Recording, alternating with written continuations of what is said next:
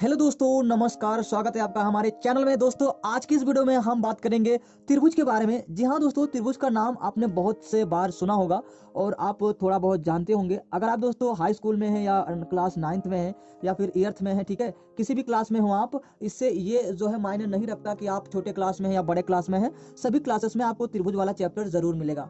और दोस्तों, अगर आपने त्रिभुज का नाम अभी तक नहीं सुना है तो आज की इस वीडियो को देखने के बाद आपको पता चल जाएगा त्रिभुज क्या होता है और त्रिभुज के बारे में सारी जानकारियां यहाँ पर हम बेसिक से स्टार्ट करेंगे और एडवांस लेवल तक जाएंगे। तो वीडियो थोड़ी सी लंबी हो सकती है, बट आपको जो है मतलब बोर नहीं होना है। बस आपको वीडियो को लास्ट तक देखना है।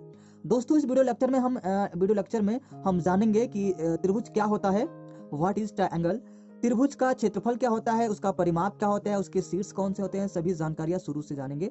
और नोट में हम यहाँ पर जानेंगे त्रिभुज के प्रकार। जी हाँ दोस्तों, बहुत सारे लोग ऐसे होते हैं जो त्रिभुज के प्रकार को अभी तक भी नहीं समझ पाए हैं, बट इस वीडियो को देखने के बाद आपको समझ में आ जाएगा कि त्रिभुज के कितने प्रकार होते हैं। दोस्तों, यहाँ पर मैं आप लोगों को बताना चाहूंगा, सबसे पहले हम त्रिभुज से की परिभाषा से स्टार्ट करते हैं। तो त्रिभुज समतल में, ठीक है, त्रिभुज किसी समतल में तीन बिंदुओं से घिरी हुई बंद आकृति त्रिभुज कहलाती है। जी हाँ दोस्तों, इसे हम त्रिभुज कहेंगे क्योंकि यहाँ पे त्रिभुज का सिंबल बना हुआ है, ठीक है। तो यहाँ पर आकृति त्रिभुज कहलाती है, लेकिन यहाँ पर एक शर्त है, वह तीनों बिंदु जो है वो एक ही लाइन में ना हो। जी हाँ दोस्तों, यहाँ पर अगर मैं आपको बताना चाहूंगा, ठीक है, तो यहाँ पर हम तीन बिंदु कहीं पर भी ले सकते हैं, एक साथ भी ले सकते हैं, ऐसे, ठीक है।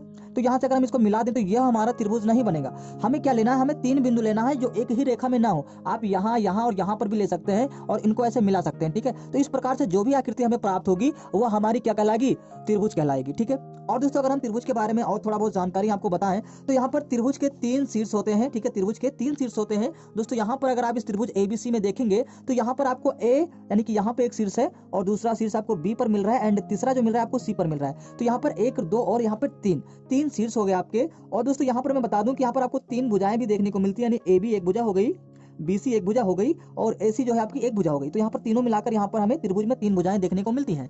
और उसके बाद दोस्तों, त्रिभुज में तीन कोण होते हैं। दोस्तों, कोण को हम एंगल बोलते हैं और एंगल को कोण भी बोलते हैं, ठीक है। अगर हम अवधि भाषा में बताएं आपको तो कोण ही हमारा कोण होता है, ठीक है। इसे हम यहाँ पर अगर हम बना दें तो ये हमारा क्या होगा, ये कोण हो गया। तो इस तरह से हमें त्रिभुज में तीन कोण देखने को मिलते हैं। जैसे कि यहाँ पे हमने बनाया एंगल एक है, ये यहाँ पर ये दो और ये वाला क्या है, तीन है। तो इस तरह से हमें क्या प्राप्त हो गया, हमें जो है त्रिभुज के बारे में इतना कुछ पता चल गया कि त्रिभुज क्या होता है। तो किसी भी समतल में तीन बिंदुओं से घिरी हुई बंद आकृति त्रिभुज कहलाती है, जबकि वह तीनों जो बिंदु हैं वो एक ही रेखा में नहीं होते हैं।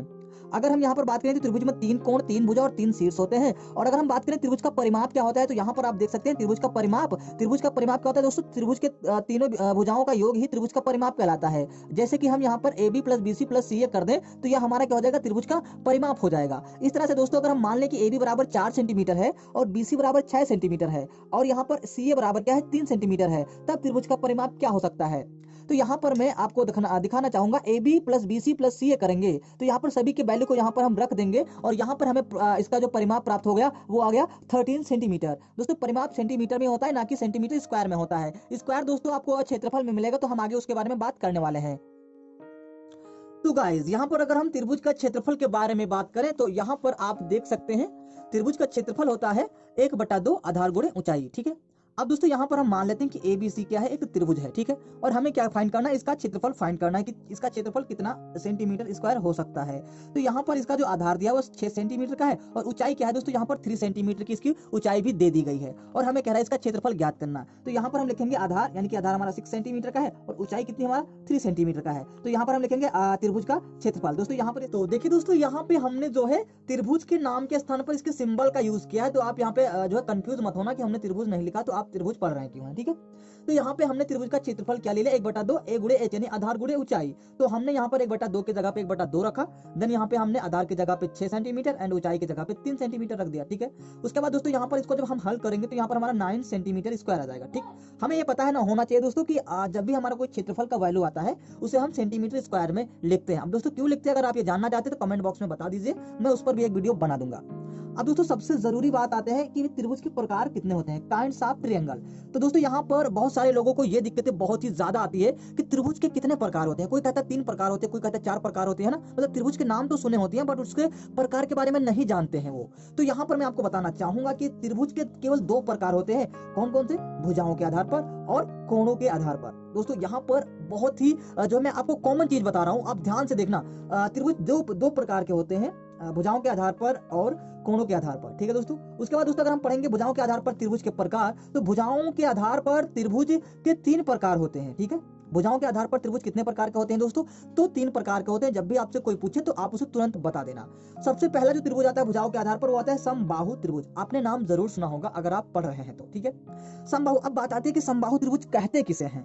तो यहाँ पर ऐसा त्रिभुज जिसकी 3 भुजाओं तथा तीनों कोण बराबर होते हैं समबाहु त्रिभुज कहलाता है। ठीक है, समबाहु त्रिभुज का तीनों कोण कितने अंश का होता है दोस्तों? यहाँ पर 60 अंश का होता है। प्रत्येक कोण कितने अंश का होगा? 60 अंश का होगा। जैसे यहाँ पर PQR एक त्रिभुज है, तो यहाँ पर हमारा इसका कोण जो है वो कितने प्रकार का हो जाएगा, कितने अंश का हो जाएगा? ये भी 60 डिग्री का हो जाएगा, ये भी 60 डिग्री का हो जाएगा और यह भी 60 डिग्री का हो जाएगा। यानी कि यहाँ पर हमारे समकोण त्रिभुज का क्षेत्रफल 60 यानी कि दोस्तों हमारे जो है समबाहु त्रिभुज का जो कोण होगा वो प्रत्येक कोण 60 अंश का होगा। उसके बाद अगर हम और डीपली से समझना चाहें तो समबाहु त्रिभुज का क्षेत्रफल होता है रूट में 3/2 आधार गुणे ऊंचाई।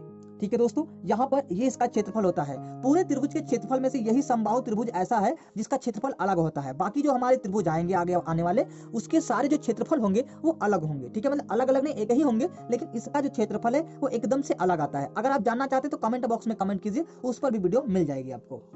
अगला हमारा त्रिभुज आता है दोस्तों समद्विबाहु त्रिभुज। अब इसकी जो परिभाषा होगी वो एकदम सेम टू सेम होगी, बट यहाँ पर आपको 2 भुजाएं बराबर मिलेंगी और तीसरी भुजा भिन्न मिल जाएगी।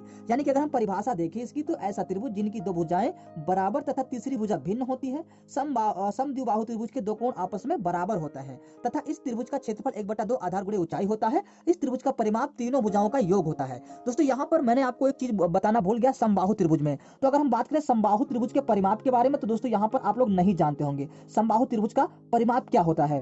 तो यहाँ पर मैं आपको बताना चाहूंगा। ठीक है, समबाहु त्रिभुज का परिमाप होता है 3a। अब दोस्तों ये क्या है? ये भुजाओं की माप है और 3 क्या है? 3a सूत्र से आता है। तो जब इसका जो है क्षेत्रफल अलग होगा तो इसका परिमाप भी एकदम सेम टू सेम अलग होगा। फिर परिमाप अलग नहीं है, बट तुमको दिखाई दे रहा है अलग। ठीक है, अगर आप इसे भी जानना चाहते हैं डिटेल में तो अलग वीडियो आपको बन जाएगी। ठीक है, उसके बाद दोस्तों यहाँ पर हम समद्विबाहु त्रिभुज की बात करें तो यहाँ पर हमने मान लिया XYZ एक समद्विबाहु त्रिभुज है जिसमें हमारा XYXZ ये भुजा इस भुजा की क्या हो गई? बराबर हो गई। और ये भुजा क्या होगी दोस्तों? भिन्न हो गई। यानी कि 2 भुजाएं आपस में बराबर और तीसरी भुजा भिन्न हो जाएगी। और दोस्तों यहाँ पर सबसे बड़ी बात यह है कि यहाँ पर आपको मिल जाएंगे कि 2 कोण आपस में क्या होते हैं? बराबर होते हैं। यानी कि दोस्तों ये वाला कोण और ये वाला कोण आपस में बराबर हो जाएगा, बाकी ये वाला जो कोण है वो भिन्न हो जाएगा, है ना।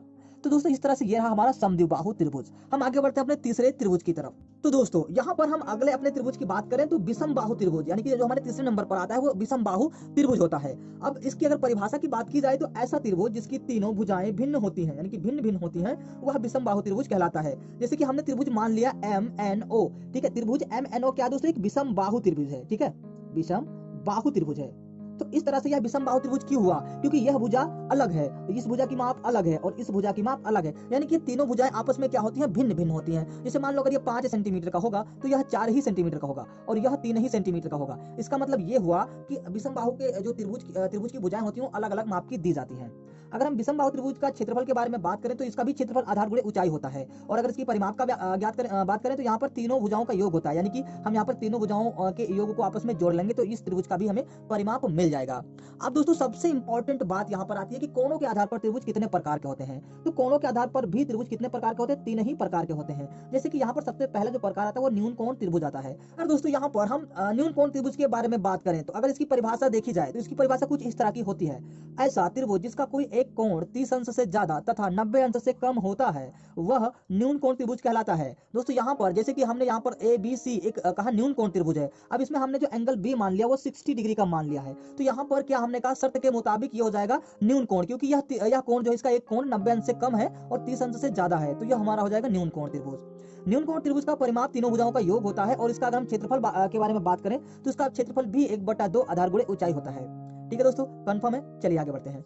समकोण त्रिभुज। दोस्तों जो दूसरा नंबर पर यानी कि कोणों के आधार पर जो दूसरे नंबर पर त्रिभुज आता है वो समकोण त्रिभुज होता है। अब दोस्तों यह समकोण त्रिभुज बहुत ही ज्यादा इंपॉर्टेंट होता है क्योंकि इस समकोण त्रिभुज के बारे में आपको 9th में, हाई स्कूल में, आगे चलकर 11th एंड 12th में भी काम आने वाले हैं, क्योंकि यह त्रिभुज एक ऐसा त्रिभुज है जो आपको हर एक क्लास में मिलेगा। ठीक है, अगर आप वृत्त पढ़ते तब भी आपको यहाँ पर ये वाला त्रिभुज जरूर मिलेगा। तो सबसे इंपॉर्टेंट जो त्रिभुज के प्रकार में से सबसे ज्यादा यूज होने वाला त्रिभुज ये समकोण त्रिभुज ही होता है। चलिए इसकी अगर हम परिभाषा की बात करें तो ऐसा त्रिभुज जिसका कोई एक कोण 90 अंश का हो तथा शेष दो कोण न्यून कोण हो समकोण त्रिभुज कहलाता है। जैसे कि यहाँ पर दोस्तों हमने एक्स वाई जेड एक समकोण त्रिभुज बना लिया है, जिसमें हमने कहा कि जो वाई है वो हमारा 90 डिग्री बना रहा है, ठीक है। तो यहाँ पर शर्त के मुताबिक जो हमारा एक कोण होना चाहिए वो 90 अंश का होना चाहिए, तो यह त्रिभुज क्या हो गया, न्यून कोण त्रिभुज हो गया। अगर हम समकोण के बारे में और जानकारी आपको देना चाहूं तो यहाँ पर समकोण त्रिभुज का परिमाप तीनों भुजाओं का योग होता है, और समकोण त्रिभुज में 90 अंश के सामने वाली भुजा, यानी कि दोस्तों आपको जो ये भुजा दिखाई दे रही है ये वाली, ठीक है, 90 अंश के सामने वाली भुजा यही वाली तो है, ये वाली भुजा कर्ण कहलाएगी। क्या दोस्तों कहलाएगी, कर्ण। उसके बाद दोस्तों यहाँ पर जो ये खड़ी भुजा होगी इसको हम लंब कहते हैं, ठीक है,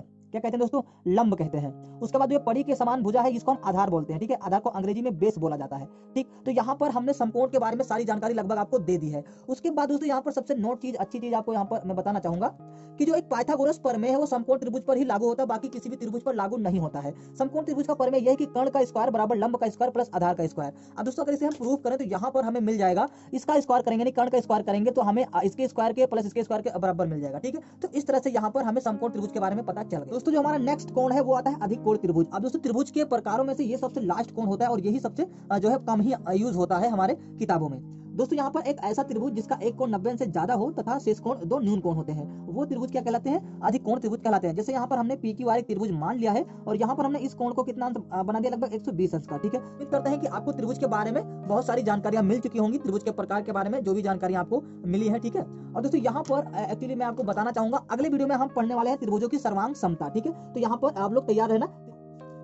तो गाइस यहाँ पर अगली वीडियो में हम पढ़ेंगे त्रिभुजों की सर्वांग समता। अगर आप 9th में है, हाई स्कूल में है या फिर कक्षा 8 में है, कहीं पर भी अगर आप एक टीचर हैं तब भी यह वीडियो आपके लिए इंपॉर्टेंट होगी, क्योंकि हमें अगर कक्षा 10 में पढ़ना है या फिर पढ़ाना है तो त्रिभुजों की सर्वांग समता पर विशेष रूप से ध्यान देना होगा, ठीक है। तो इसके बारे में चर्चा नेक्स्ट लेक्चर में करेंगे। तब तक के लिए दोस्तों आप अपना ख्याल रखना और यार वीडियो को लाइक जरूर करना, चैनल को सब्सक्राइब करके घंटे को भी दबा देना। चलिए मिलते हैं नेक्स्ट वीडियो में।